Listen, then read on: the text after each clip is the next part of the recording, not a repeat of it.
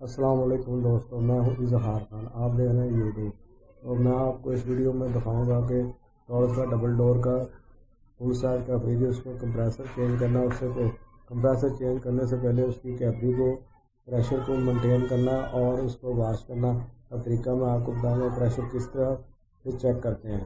तो इसमें एक जो कंप्रेसर इसमें आपने फिट करना है, इसका प्रेशर पूरा होना चाहिए।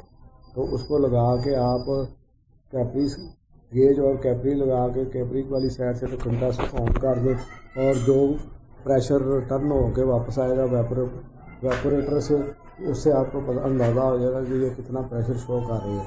तो यही तरीकाकार मैं इसमें दिखाऊंगा आपको। तो इसमें आप CTC इस्तेमाल कर सकते हैं, थिनर इस्तेमाल कर सकते हैं और पेट्रोल। इस तरह के जो भी लिक्विड है जो हवा में ड्राई हो जाते हैं, हाइड्रोन भी इस्तेमाल कर सकते हैं, लेकिन सबसे ज़्यादा CTC इस्तेमाल होती है। तो वही आप इस्तेमाल करें। तो ज़्यादा नहीं डालनी चाहिए CTC। तो इससे कंप्रेसर लगाने से पहले एक दफ़ा कैपरी लाजमी चेक कर लें। तो ये एक मेन पार्ट है फ्रिज का, एयर कंडीशनिंग का कैपरी, इसका वॉश होना बहुत ज़रूरी होता है, नहीं तो कूलिंग और कंप्रेसर पे असर पड़ता है।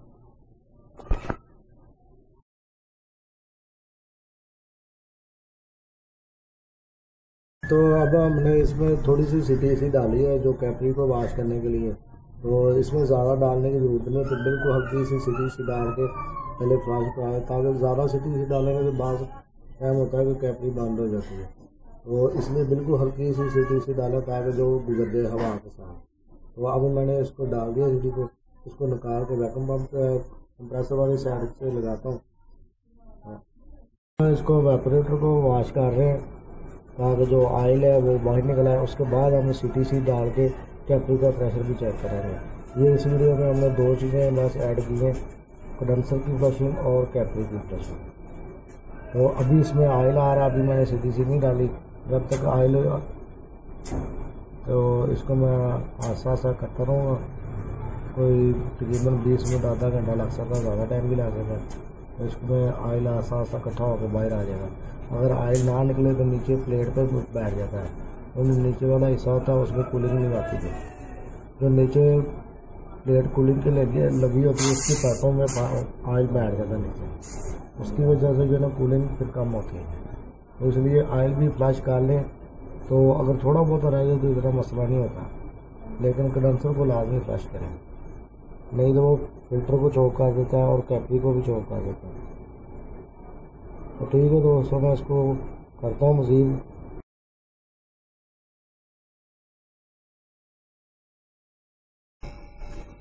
ये अब हम इसका ना कैपरी का प्रेशर चेक कर रहे हैं। जो हमने कंप्रेसर इसमें फिट करना है ना, उसको चलाया हुआ, उसको चला के ये कंडेंसर का पैप लगा के आप जो है ना दूसरी साइड पर जहाँ से फिल्टर लगता है उधर हमने गेज की लाइन लगाई, हाई प्रेशर गेज की। तो उधर से टच करके एक साइड जो हाई प्रेशर की लगा के दूसरी साइड हमने कैपरी की लगाई है गेज की लाइन। तो अब जो कंप्रेसर से अब वहाँ का प्रेशर बन के आ रहा है, वो इधर से सक्शन से बाहर आएगा। इससे कैपरी का प्रेशर जो है ना पता चल जाता है। तो कैपरी का प्रेशर ठीक है, चौक तो नहीं है कैपरी, पार्शली चौक है या बंद है, तो वो कंफर्म हो जाता है। तो इसमें ये देखें, आप देख रहे होंगे कि 300 पे सुई है, 320 के करीब है। तो ये डॉस का जो कैपरी होती है इसका प्रेशर जो ना 300 से लेकर 350 तक ठीक होता है। इसका मतलब इसकी कैपरी जो है ना आवाज़, फिर भी हम थोड़ी सी CTC डाल के एक दफ़ा ना इससे प्रेशर से निकाल लेंगे।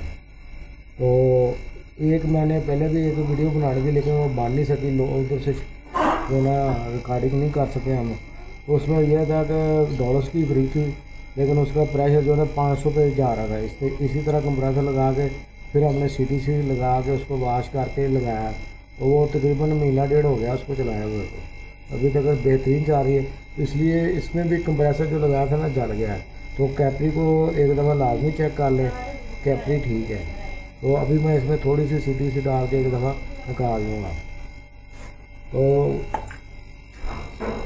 इधर से आएगा प्रेशर, एक सक्शन लाइन है जो अंदर से होकर आ रही है, फ्रीजर से वेपोरेटर से होकर आ रही है, इधर से प्रेशर आएगा।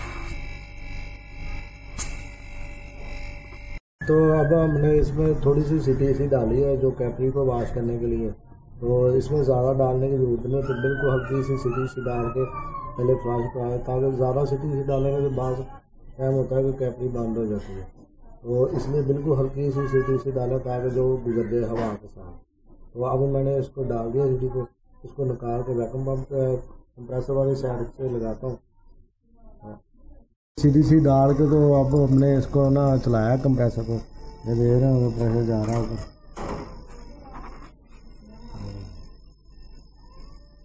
तो इस लाइन से ये ब्लू लाइन है, इससे डापर लगा के हमने CTC डाली। इधर से ये गुजर के ये कैपरी के साथ अटैच है, तो कैपरी से होते हुए कैपरेटर से बाहर आएगी इस जगह से, इस जगह से। तो इधर हम थोड़ी देर के लिए हाथ रख के इसको फ्लश करा रहे हैं। हल्का फुल्का थोड़ा बहुत जो भी कचरा होगा वो निकल जाएगा इसमें।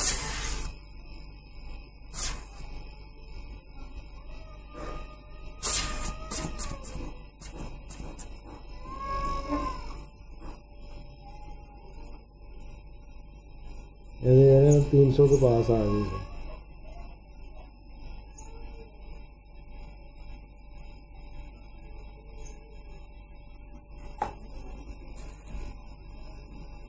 मजीद इसको थोड़ी देर के लिए हम फ्लश करा देंगे।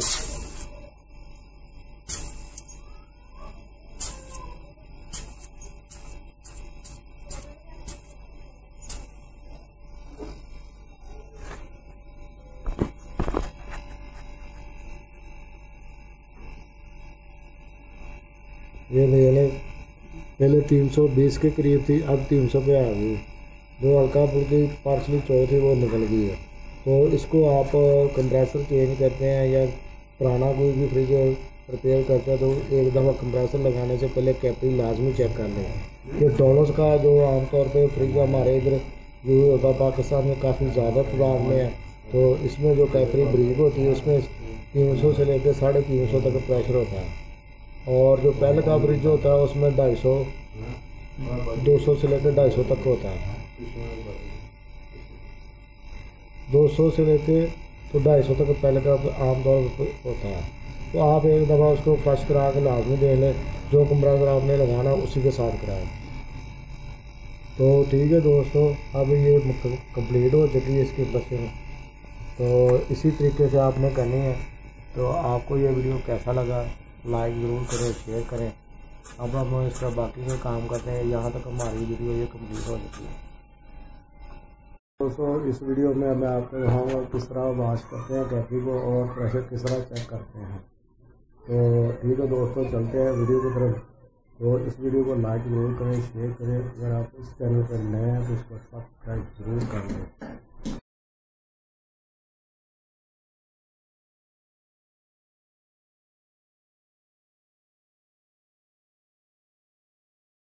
दोस्तों कैपरी को वॉश करके और कंडेंसर को वॉश करके अब हमने इसमें गैस डाल दी है।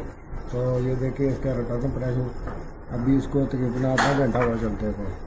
तो अभी इसका रिटर्न प्रेशर 10 से थोड़ा सा ऊपर है। तो ये 10 और 0 के दरमियान में तैयार हो जाएगी।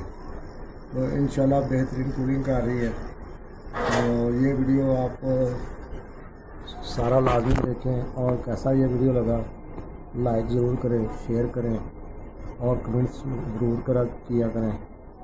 तो ठीक है दोस्तों, मिलते हैं नेक्स्ट वीडियो में। तब तक के लिए अल्लाह हाफ़िज़। CTC तो जा चुकी है। अब हम इसको उतार के जो है ना वैक्यूम पंप को चलाएंगे थोड़ी देर के लिए।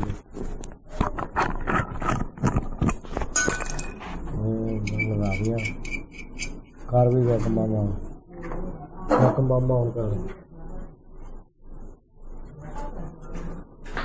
ये इधर से सीधे प्रेशर से होते हुए सारे कंडेंसर से हो गए, सारे सर्किट से हो गए, तो इधर से बाहर आएगा कर दे।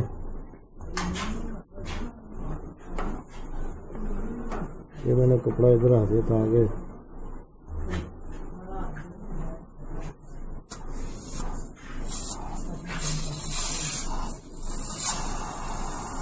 ये ऑयल देखो, कंडेंसर वैसे साफ है लेकिन ऑयल है इसमें।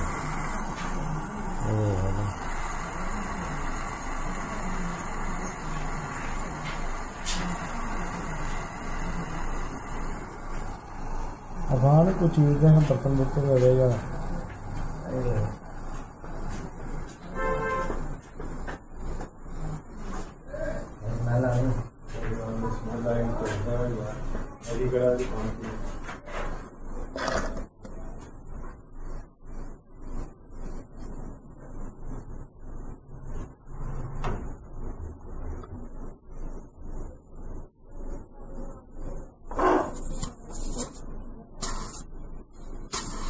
ऑयल तो वैसे तो साफ है, ये है भी कॉपर का कंडेंसर है। अगर लोहे का हो तो उसमें ज़्यादा कचरा आता है, डस्ट ज़्यादा आती है, कचरा आता है। और ऑयल इसमें निकल गया, थोड़ी सी और डाल के इसको 10-15 मिनट के लिए ना इसमें हवा मारेंगे ताकि जो सीटी सी है वो भी ड्राई हो जाए।